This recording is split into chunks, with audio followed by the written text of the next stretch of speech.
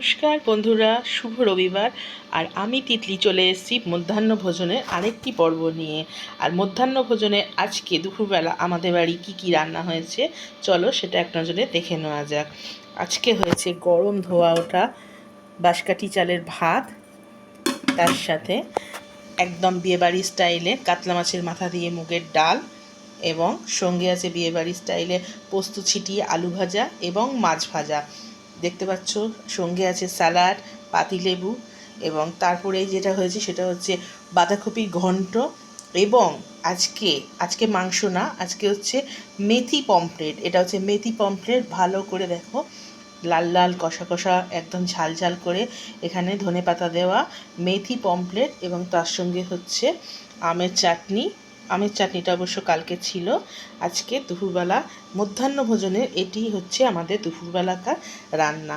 তো যদি তোমাদের দেখে ভালো লাগে তাহলে অবশ্যই একটা লাইক দিও, কমেন্ট করো, এবং পেজটা ভালো লাগলে অবশ্যই ফলো করো। টাটা।